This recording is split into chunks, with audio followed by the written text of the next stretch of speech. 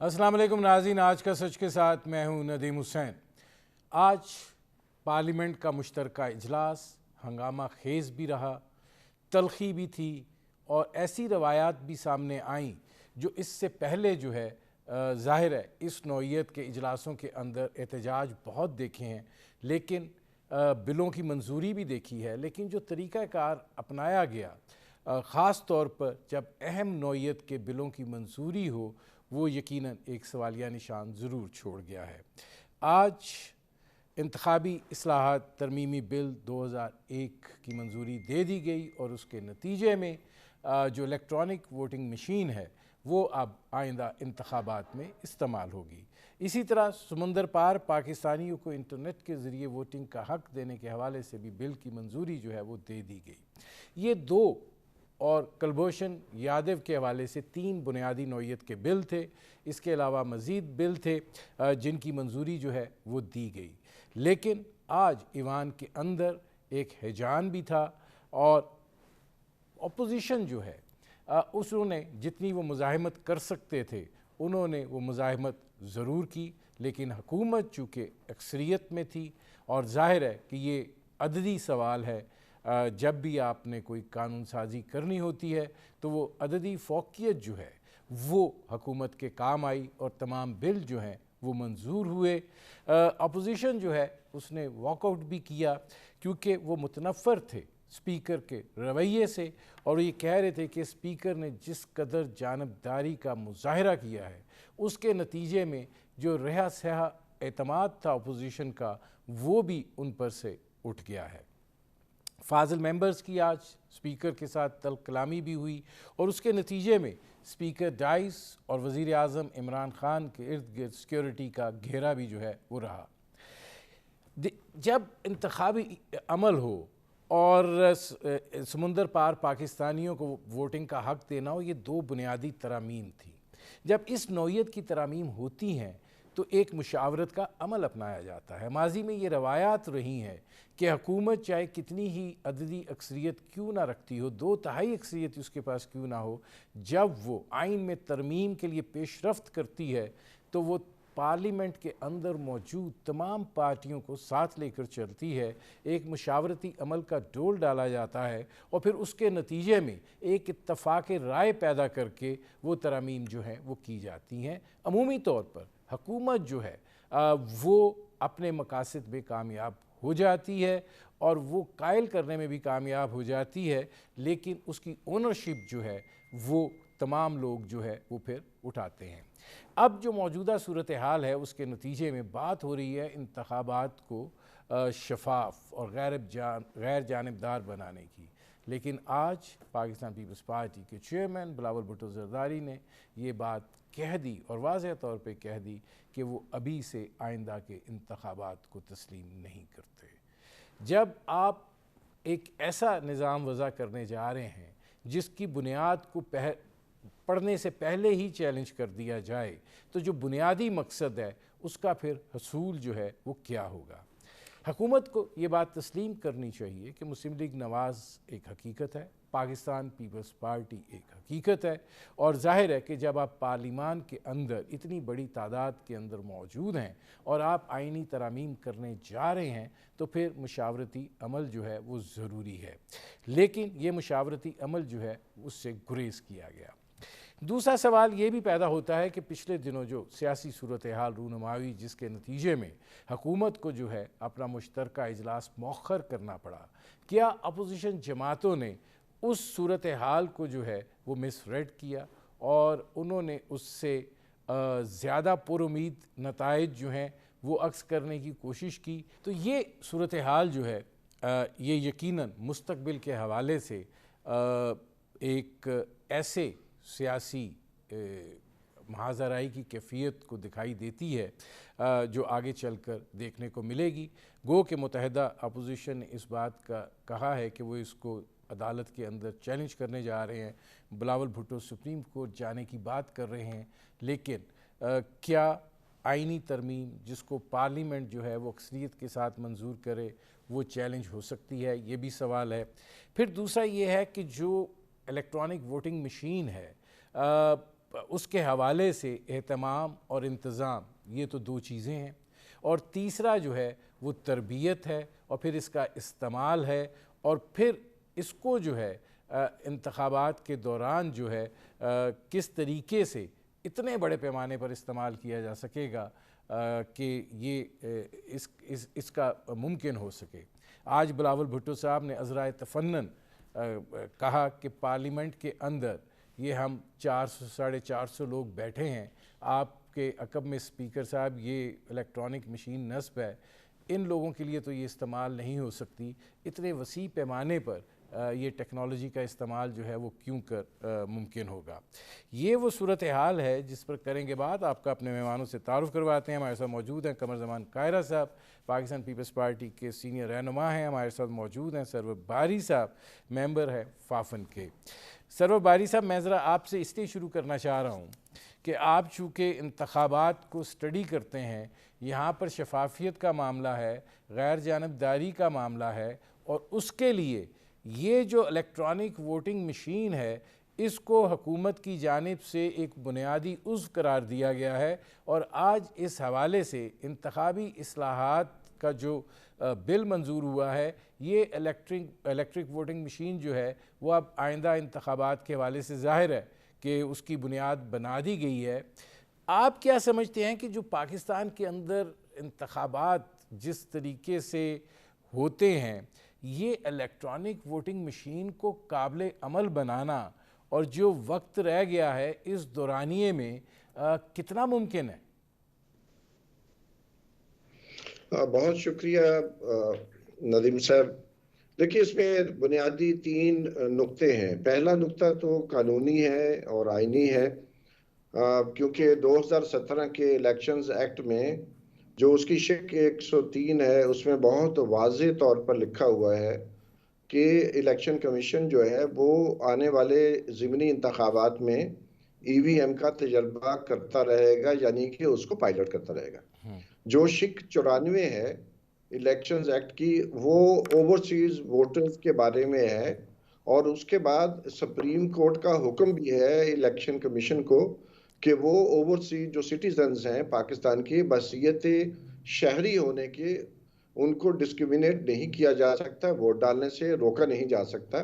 तो supreme court का हुक्म भी है, और तमाम सियासी जमातों ने 2017 के इलेक्शंस एक्ट में शिक नंबर 94 और शिक नंबर 103 में ये वाजे कर दिया गया था कि इसकी तरफ पेशरफ्त होगी। तो मैं ये कहना चाह रहा हूँ कि एक हवाले से 2017 में ये इसके ऊपर इत्तफाक राय जन्म ले चुका था।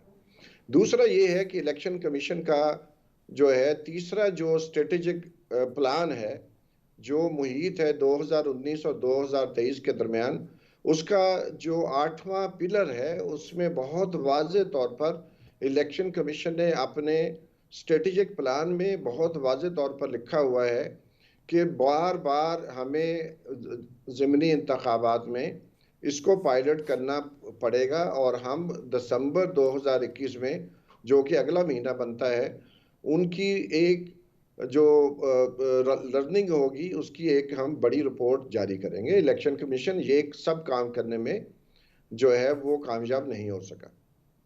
पहली बात तो ये, तो इसलिए आज जो कानून साजी हुई है उसके पीछे एक पूरी एक कंसेंसस पहले से मौजूद थी। अब ये जाहिर है पॉलिटिक्स है, उसमें तो हम लोग जा नहीं सकते हैं free and fair elections network के नुमाइंदा होने के लिहाज से।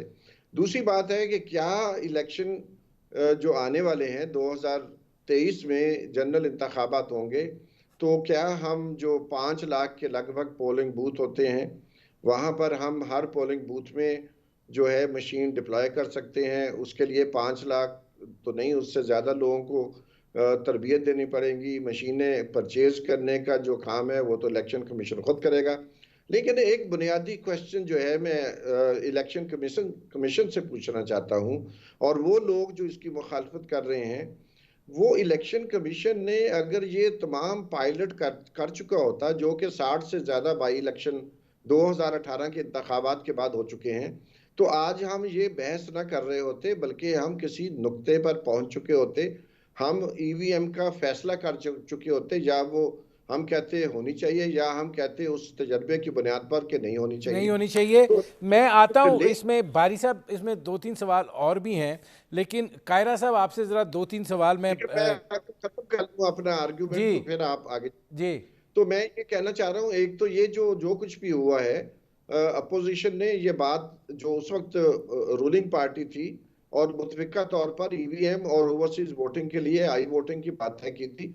अगर उसके पायलट्स हो चुके होते, उनकी बुनियाद पर हम किसी नतीजे पे पहुंच चुके होते, तो ये जो बात आज उठ के आ रही है कि क्या इतना वक्त है कि मशीनें खरीदी जा सके, क्या इतना वक्त है कि हम 5 लाख लोगों को तरबियत दें, तो मैं समझता हूं कि जरूरी नहीं है कि हर पोलिंग बूथ में आप मशीन यूज करें। आप रेंडमली सिलेक्टेड जो पोलिंग बूथ हैं, जो कि पाकिस्तान में 272 कॉन्स्टिट्यूंसीज हैं, तो आप तकरीबन 30% पोलिंग स्टेशन पर अगर इस्तेमाल कर लें, तो एक हम इब्तदा तो जरूर कर सकते हैं। अब तो ये कानून का हिस्सा बन गया है। अच्छा, अब कायरा साहब ये फरमाइएगा कि आज इजलास हुआ, बड़ा हंगामा खेज इजलास था। जाहिर है शहबाज शरीफ साहब की तकरीर जो है वो अपनी जगह पे बतौर लीडर ऑफ दी अपोजिशन थी, लेकिन आज एक मरतबा फिर बिलावल भुट्टो जरदारी साहब जो हैं उन्होंने मुतासिर किया है, बड़ी मुदल्लल उनकी गुफ्तगू थी। लेकिन आज जिस चीज़ की बात की जा रही थी कि हम ताउन के लिए तैयार हैं, बातचीत के लिए तैयार हैं, क्या ये पहले मुमकिन नहीं था जो गुफ्तगू हुकूमत के साथ की जा रही थी? क्या हुकूमत जो है वो दिलचस्पी नहीं रखती थी बात करने के लिए? आखिर कमेटी भी तो बनी, आज उन्होंने उसके 3 इजलास जो हैं वो तो गिनवाए, लेकिन आपको क्या दिखाई देता है कि हुकूमत जो है वो तैयार नहीं थी बातचीत के लिए, कि ये एक मुशावरती अमल के नतीजे में सामने आ जाता? लीडर ऑफ द अपोजिशन भी कह रहे थे कि हम तैयार हैं इस पे बात करने के लिए। नदीम साहब, तक ताल्लुक इस हुकूमत का कंसेंसस बेस्ड लेजिस्लेशन करने का रिकॉर्ड है या तस्वर है, वो इनका तस्वर है ही नहीं। ये हुकूमत बुनियादी तौर पर नफरत पे खड़ी है। ये अपने मुखालिफ को अंडरमाइन करके खेलने की खेल खेलते हैं। इनकी सारी सियासत आज तक जो हुई है, चंद लोगों के ऊपर तो इनके इल्जामात इन्होंने लगाए और उनके ऊपर केसेस बनाए। अपोजिशन के बाकी लोगों का क्या कसूर था, बाकी जमातों का क्या कसूर था? सबके साथ इनका एक रवैया है, हेट्रेड का रवैया है, नफरत का रवैया है, तसादुम का नजरिया है। यही इनका इदारों के साथ है, यही इनका जमातों के साथ है। अब अर्ज यह है कि गवर्नमेंट ने किसी भी मामले में, न सिर्फ ये बल्कि किसी भी मामले में जितनी लेजिस्लेशन आज तक हुई है, उस पर कोई संजीदगी का मुजाहरा करते हुए किसी को अकोमोडेट नहीं किया। याद रखिए, ये बात दुरुस्त है कि पार्लिमानी हिस्ट्री में या इस तरीकाकार में अक्सरियत के साथ कानून साजी हो सकती है और 2/3 अक्सरियत के साथ आइन साजी हो सकती है, लेकिन हमारे जैसे माशरों में जहां अभी डेमोक्रेसी पनप रही है, हमारे रवैये डेमोक्रेटाइज नहीं हुए, सोसाइटी डेमोक्रेटाइज नहीं हुई, जो बेसिक आंसर होता है डेमोक्रेसी का, जिसके बगैर डेमोक्रेसी खाली इलेक्शन के जरिए नहीं पनप सकती, हमारे रवैये बड़े हार्ड है। सो हमारे यहाँ कोशिश ये की जाती है, हमने पूरी कोशिश की थी है कि आइन बने, आइन में अमेंडमेंट्स हो या कानून साजी जो मेजर हो, वो कसरत राय से ना हो बल्कि इत्तेफाक राय से हो। वजह क्या है? इत्तेफाक राय की वजह यह है कि कल उसको कोई डिसओन ना करे। उसकी मुखालफत में अगर कोई जमात खड़े होकर उसको डिसओन करती है तो उसको कहा जाए कि भाई कल आपने इसको ऑन किया था। सारी जमातें, सारे लोग, सारे रीजन्स के बसने वाले अगर उसको ओनरशिप दे देंगे तो उस कानून की हैसियत होगी तो कानून की, लेकिन उसकी वाइडर ओनरशिप उसको ज्यादा मोतबर और मोतबर बना देगी। कायरा साहब, मुझे एक ब्रेक लेना है, मैं वापस आता हूँ आपसे। इस हवाले से एक और सवाल भी है। नाज़रीन, हमारी गुफ्तगू जारी है, एक मुख्तसर से कमर्शियल ब्रेक का वक्त हुआ है, मिलते हैं इस वक्फे के बाद।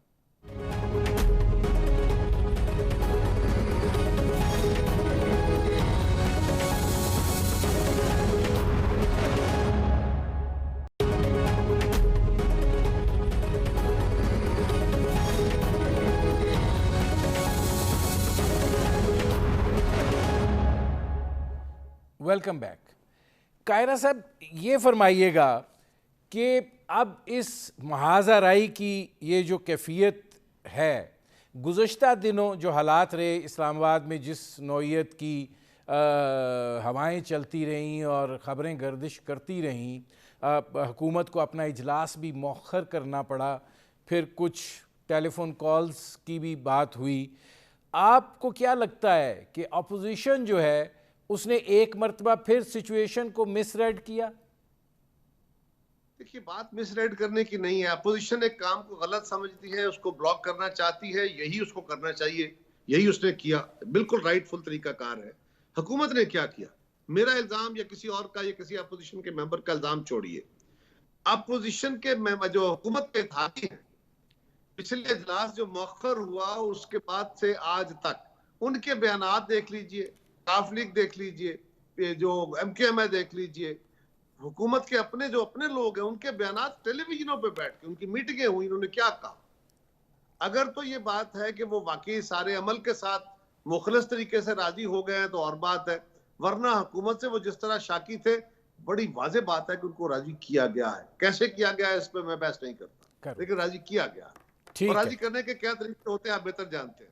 लेकिन एक बात याद, आज बिलावल साहब ने ये आर्गूमेंट जब प्रेस टॉक कर रहे थे वो, तो उन्होंने बाकायदा जो असेंबली प्रोसीजर्स के 73 के रूल्स हैं उनको कोड करते हुए बताया कि एक रूल 10 है, उसके तहत अगर कोई जो जॉइंट सिटिंग के रूल्स है, अगर जॉइंट सिटिंग में कोई बिल आता है, कोई कानून साजी आती है और उसमें कोई अमेंडमेंट होती है या नहीं, एज सच जो बिल प्रेजेंट होता है वो पास होता है, तो उसके लिए वो शर्त मौजूद है कि वो निस्फ से यानी मेजॉरिटी, टोटल नंबर लिखा हुआ क्या है कि with the majority of total number of both the houses. तो टोटल नंबर इस वक्त जो बोथ द हाउसेस है वो 342 है, उसका जो निस्फ बनता है वो 221 है। 221 निस्फ है, इससे एक वोट जायद चाहिए कसरत के लिए। सो 221 के साथ उनकी लेजिस्लेशन वाइड है, ये दुरुस्त नहीं है, ये रूल्स के मुताबिक बात हो रही है। मैं आता हूं कायरा साहब। अच्छा, इसमें मैं कायरा साहब आता हूं जी, आता हूं। मेरी बात खत्म होने देना जी। तो तीसरी गुजारिश ये है कि इलेक्शन कमीशन इस सारे अमल में अगर अपनी इनकैपेसिटी कह रहा है कि मेरी नहीं है, मेरी कैपेसिटी नहीं है, मुझे अपनी कैपेसिटी बिल्ड करनी है और ये टाइम बड़ा थोड़ा है, तो आपने कानून बना भी लिया, ये कोर्ट्स में भी चैलेंज होगा, ये अवाम में भी चैलेंज होगा, लेकिन जब वो कह रहे हैं कि हमारी ये कैपेसिटी नहीं है कि हम काम कर सके, तो ये कानून किस चीज का? ये कानून ना कोई मानेगा। और आखिरी गुजारिश ये है, ये मेरे साथी बहुत अच्छे तरीके से ये पाकिस्तान के इलेक्शंस को मॉनिटर करते हैं, मुझसे ज्यादा समझते हैं। सवाल यह है कि पाकिस्तान के अंदर होने वाले वोट को जो ईवीएम के जरिए होना है, हम इंटरनेट से लिंक नहीं कर रहे क्योंकि कहीं इस पे हैकिंग होने का इम्कान है। हालांकि वो ज्यादा आसान जरिया है वोटर आइडेंटिफिकेशन का, लेकिन उसको इस बुनियाद पे नहीं कर रहे कि वो हैक हो सकता है। और ओवरसीज पाकिस्तानीज को आप इंटरनेट वोटिंग के जरिए वोटिंग के लिए राइट दे रहे हैं, यानी उस वहां हैकिंग नहीं होगी क्या? और वो 50-60 लाख वोट है, क्या उस हैकिंग के बाद पाकिस्तान के कितने हल्के हैं?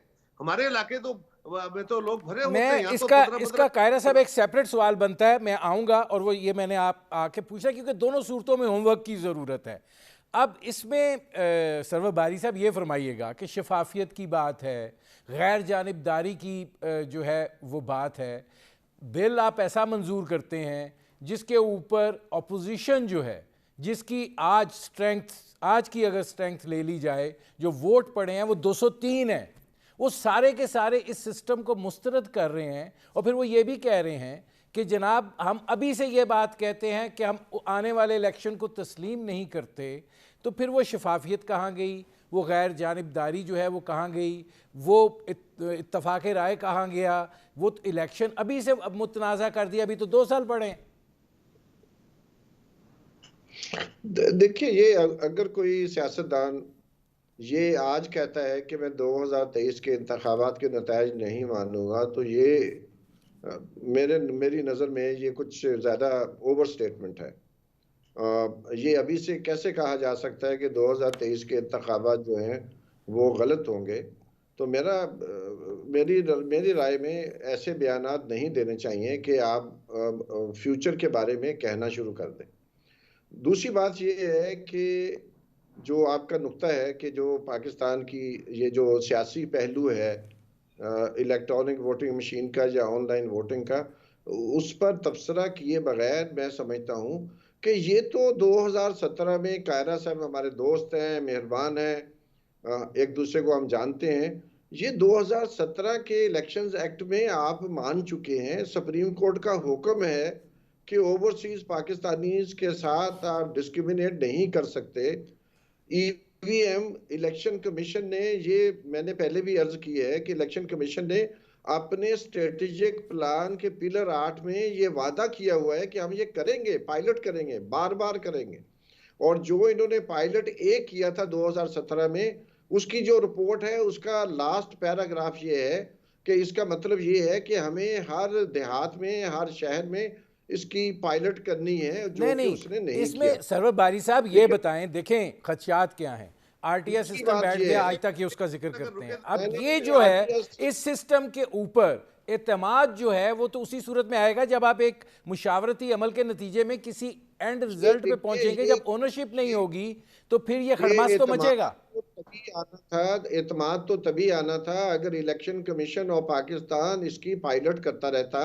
60 के लगभग ज़िमनी इंतखाबात हुए हैं, 35 ज़िमनी इंतखाबात जनरल इलेक्शन के फौरन बाद हुए थे, तो ये आज हम बहस ना कर रहे होते। लेकिन इसके बावजूद डस्का का जो बाई इलेक्शन है वो एक बहुत ही यूनिक पिक्यूलियर रिगिंग का तजर्बा किया गया था। और मैं समझता हूं अगर इलेक्ट्रॉनिक वोटिंग मशीन हो तो इंसानों की या प्रिजाइडिंग अफसर्स की और डीसीज की और इन लोगों की जो इंटरवेंशन है वो मिनिमाइज होंगी।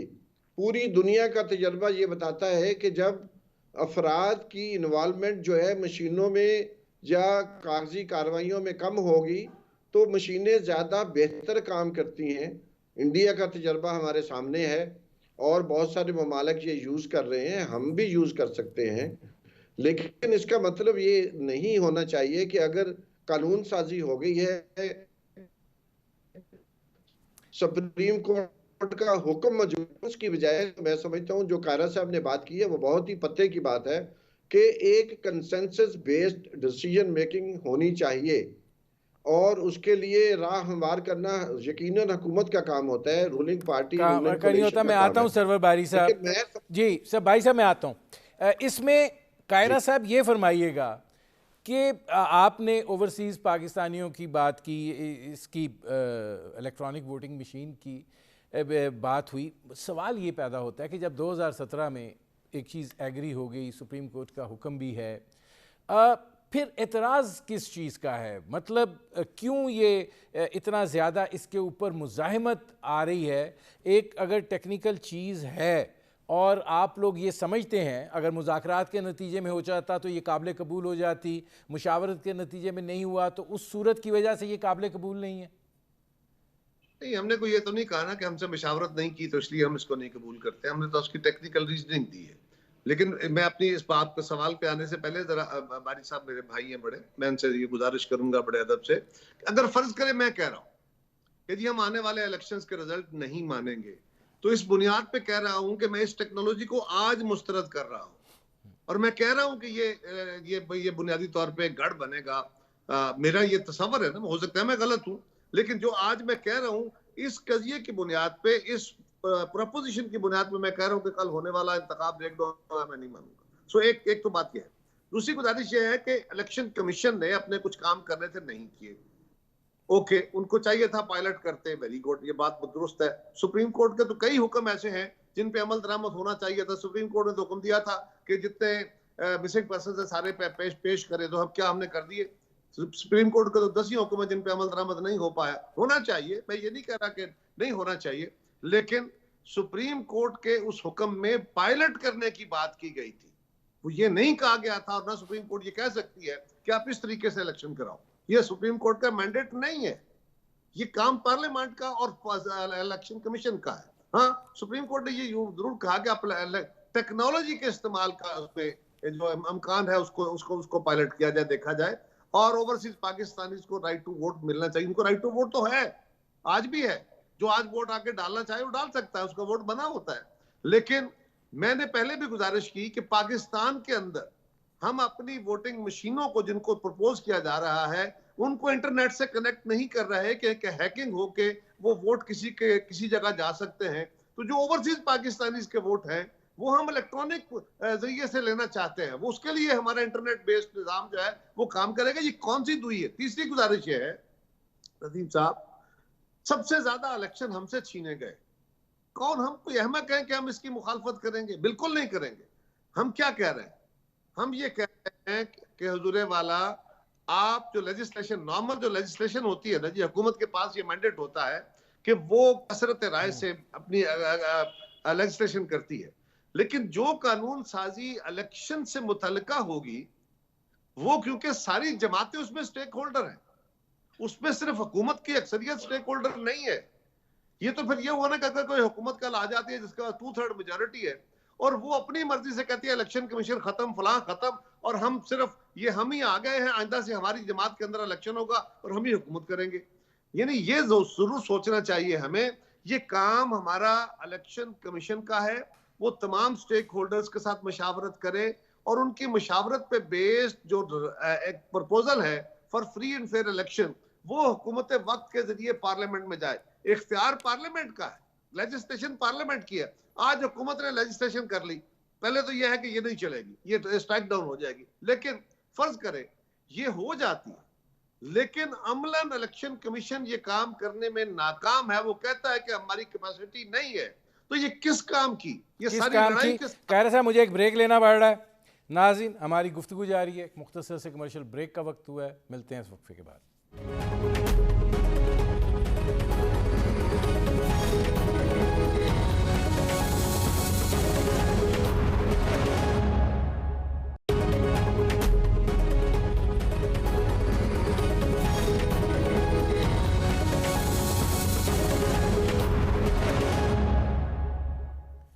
Welcome back.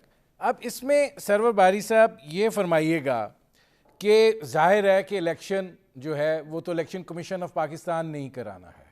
Election commission of Pakistan जो है वो इसके ऊपर अपने तहफ़्फ़ुज़ात का इजहार कर चुका है और जाहिर है कि एक मसला जो है वो सलाहियत का भी है, और फिर इतने बड़े पैमाने पर इंतखाबात का इनेकाद, आप बात कर रहे हैं 5 लाख बूथ, 5 लाख मशीनों की। ये 5 लाख मशीनें तो नहीं आपको चाहिए सरवर बारी साहब। एक इलेक्शन बूथ के अंदर आपको 4-4, 5-5, 6-6, 7-7 चाहिए, जहाँ पर लोग जो हैं वो फिर अपना हक़ राय दही जो है वो इस्तेमाल कर सकें। इस पैमाने के ऊपर जब आप फैसला कर लें कि जी हमने इस्तेमाल इलेक्ट्रॉनिक वोटिंग मशीन करनी है, वो जो कायरा साहब बात कर रहे हैं वो मैं उस पर बाद में आता हूँ कि स्ट्राइक डाउन हो जाए या जो भी हो जाए, लेकिन ये जो चीज़ है इसका आपको दिखाई देता है किसी ने होमवर्क किया है या खाली ये वज़ीर आज़म को रुफ़का ने खुश करने के लिए, चूँकि कैबिनेट में हर रोज़ मीटिंग में पूछा जाता था मशीनें ला ला के दिखाते रहो, उसके बाद ये बिल मंजूर करवा लिया, ये इम्प्लीमेंट कैसे होगा? छोटा सा सवाल भी करता हूं ताकि वो भी साथ मेरा भी ऐड कर लें। बाकी आप क्या हमारे जैसे मुल्कों के अंदर इलेक्शन कमीशन जो है उसको बाईपास करके क्या हुकूमत वक्त अपनी मर्जी का कोई तरीकाकार इलेक्शन कमीशन को दे सकती है कि आपने इस तरह इलेक्शन कराने हैं? क्या ये हो सकता है? बारी साहब जी, मेरा ख्याल कायरा साहब, मैं आपसे मुत्तफिक हूँ कि हुकूमत के पास कोई राइट नहीं है कि वो इलेक्शन कमीशन को बाईपास करे, क्योंकि इलेक्शन कमीशन तो एक आईनी अदारा है, इंडिपेंडेंट है, वो फ्री है, उसको 2017 के एक्ट में और एम्पावर कर दिया गया है, तो लाजिम नहीं है कि जो हुकूमत उनको कहे उनके ऊपर, लेकिन जो पार्लियामेंट कहे। नहीं सरवर भाई साहब एक सेकेंड, सवाल ये है कि अब ये जो बिल मंजूर हुआ है, ये जो तरमीम आई है, ये बाइंडिंग होगी उन पे? देखिए, ये बाइंडिंग है, लेकिन ये तो नहीं कहीं लिखा गया कि हर पोलिंग बूथ के ऊपर लगेगी। दूसरी मैं आपकी तस्दीक कर दूं कि पाकिस्तान के पिछले इंतखाबात में तकरीबन 85,000 पोलिंग स्टेशन थे और तकरीबन ऑन एवरेज एक पोलिंग स्टेशन पर 3 से 4 पोलिंग बूथ होते हैं।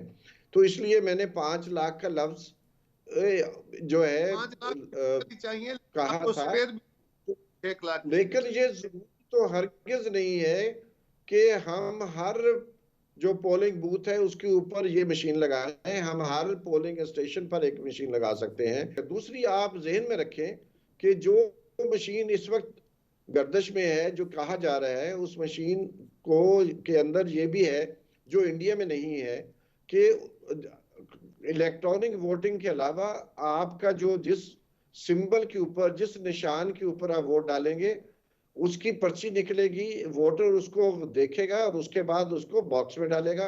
अगर कोई डिस्प्यूट होता है काउंटिंग के दौरान तो उसकी एक पेपर ट्रेल भी मौजूद होगा जिसको आप टैली कर सकेंगे, जो इलेक्ट्रॉनिक काउंट है। तो इसलिए ये मशीन इंडियन मशीन से बहुत बेहतर है। तरबियत की बात हाजी है, साहब, इसके सियासी हजरत, पहलू हैं, क्या बाकी क्या चीजें हैं। उस पेपर वो ट्रेल को हम और इसके अलावा जो पेपर एक ट्रेल को हम इस्तेमाल कर सकें ईवीएम के अदालतों में? अलावा ओवरसीज वोटिंग का मसला है, वोट का मसला है जी। ओवरसीज जो वोटर का मसला है कायरा साहब, वो उसके लिए दुनिया में बहुत सारे जो हैं टूल्स इस्तेमाल किए जाते हैं। तो जरूरी तो नहीं है सिर्फ आई वोटिंग हो, बहुत सारे और मेथड हैं।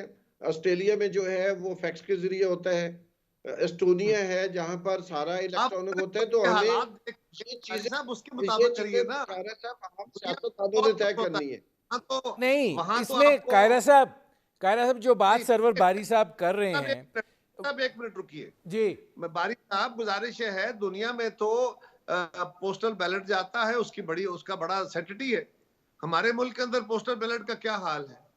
हमारे मुल्क के वैसे खैरा अंदर साहब, आपकी इत्तला के लिए ट्रम्प ट्रम्प साहब जो हैं, और दुनिया बहुत पहले 100-150 साल पहले अमेरिका में हर सेनेटर और हर कांग्रेसमैन की कोशिश होती थी कि अपने मर्जी के पोस्टमैन लगवाए।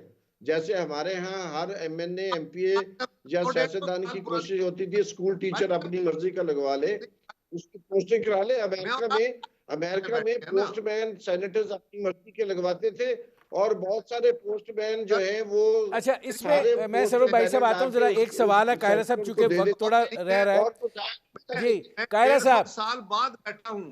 मैं 150 साल बाद की बात कर रहा हूं, आज की बात कर रहा हूं। मैं यही कह रहा हूं, उस वक्त तो ये भी था, $1 वोट होता था, वो भी एक दौर था। सो उस दौरों की बातें छोड़े, आज की बात कर रहा हूं। मैं तो प्रैक्टिकल पूछ रहा हूं। नहीं, लेकिन मेरा दशक सवाल में ये है क्या हुआ है कि कायरा साहब, इलेक्शन दशक में क्या हुआ है? मेरी सवाल सुन ले जी पाकिस्तान जरा। आज भी 150 साल बारी पीछे है। साहब सुन ले, दशक में क्या बारी हुआ साहब है जरा सुन आपके ले, सामने है। बारी साहब सुन दशका ले में क्या प्लीज। हुआ है? नहीं इसमें अच्छा कायरा साहब चूंकि आसाद साहब थोड़ा ने सा क्या रोल अदा किया है दशका के अंदर? जी वही रोल अदा बारी किया है जो साहब 150 साल पहले आप अमेरिका में मॉनिटर पोस्टमैन करते करता हैं, था। मैं इलेक्शन करता हूं। मेरी सारी उम्र गुजरी है इस काम में। अर्ज ये है कि हम, अगर आप मुझे कह दे, मेरे साथ अगर इदारे मौजूद हो, मुझे 25, 30, 35 पोलिंग स्टेशन चाहिए, वहां का अमला अगर मेरी मर्जी से लग जाए, आप ईवीएम का बाप लगा के ला दें आके, वहां बैठ के उसने टिक ही करना है ना, मुझे आइडेंटिफाई करके मेरा आईडी कार्ड डाला और कहा कि हाँ ये वही है, और उसके बाद मेरा वोट निकल जाएगा। मैंने निशान वो लगाना, एक एक बंदा खड़ा होकर आईडी करता कार्ड रहेगा। इलेक्ट्रॉनिक है, जी वो नहीं कर सकता, सरोज भाई साहब, इसका नहीं कर जल्दी से जवाब दे दें, फिर मैं आगे सकता। बढ़ूं। देखिए का कोई देखिए ताल्लुक नहीं देखिए है, देखिए आपने देखिए नदीम नहीं साहब, करना बात उसको। ये है। जी नहीं, बारी मैं साहब। खैरा साहब के साथ खैरा साहब के साथ मैं आर्गुमेंटेशन में नहीं जाना चाहता। मेरे लिए काबिल एहतराम है, दोस्त है हमारे। लेकिन मैं सिर्फ ये कह रहा हूँ कि ये जो मामला है, जितनी ह्यूमन इन्वॉल्वमेंट कम होगी उतना ही रिगिंग ये का खदशा चांस लॉजिकल कम बात हो है। होगा। जाएगा। कायरा साहब जरा आप उस- एक और तरफ आ जाएं। सवाल ये नहीं, आपने नदीम साहब अभी एक मिनट, थोड़ी देर बारी पहले साहब आप बात दुरुस्त की। फरमा रहे हैं। कायरा साहब हमारा सवाल ये है कि हम कोई और जहान के लोग हैं। ये हुकूमत तो कह रही थी कि ये इलेक्शन है ही फेयर, ये तरीकाकार ही थी, हम कह रहे थे गलत है। आज हम कह रहे हैं चीख चीख के कि भाई ये तरीकाकार जो आप अडॉप्ट कर रहे हो ये फेल हो जाएगा, ये काम तो नहीं करेगा। ई ठीक है वोटिंग, आपकी आज का बिल ई वोटिंग का है, आपने पायलट वो ही नहीं किसी और किया तो पोस्टल हम बैलेट का किसको वोटिंग कायरा कहें? नहीं है। साहब, कायरा साहब जरा खैरा साहब, थोड़ा सा ई आगे, वोटिंग की बारी साहब होगी। मुझे जरा थोड़ा सा आगे बढ़ने दें। कायरा साहब अभी आपने दो अभी थोड़ी भाई देर तो पहले बता बात रहे की हैं है कि पायलट कि ये इलेक्शन जो कमीशन है ये स्ट्राइक डाउन हो जाएगा जब 2017 की बात हो चुकी है, सुप्रीम कोर्ट फैसला दे चुकी है कि आप इसको शुरू करें। फिर आप सुप्रीम कोर्ट के पास जाएंगे तो वो ये कहेंगे कि एक फ़ैसला हम दे चुके हैं और आप हमारे पास ही आ गए हैं कि ये बिल जो है इसको आप स्ट्राइक डाउन करें। नहीं कर सकती नदीम हुसैन, सुप्रीम कोर्ट का ये मैंडेट नहीं है कि वो डिक्टेट करे किसी को कि आप ये करो। सुप्रीम कोर्ट ये कर ऑर्डर चुकी नहीं दे है। सकती कि आप ईवीएम के बारी जरिए साहब मैं इलेक्शन आता हूं, कराएं। मैं आता हूं जी। ये काम इलेक्शन देखिए, कमीशन का है।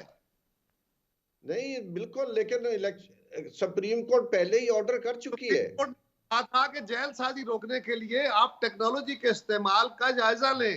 हाँ, वो जायजा लेना चाहिए, नहीं लिया गलत किया। मैं ये नहीं कह रहा, मैं उनका वकील नहीं हूं, लेकिन उसके लिए तरीकाकार मौजूद है। कल आपका आने वाला है local bodies election, local bodies election में आप कर लीजिए ये काम, उसको तो इस्तेमाल नहीं, करके देख वो लीजिए, इलेक्शन आ रहे और हैं वो लाहौर अपने वाला, फेवर वाइज। खाल वाला, उसमें करें।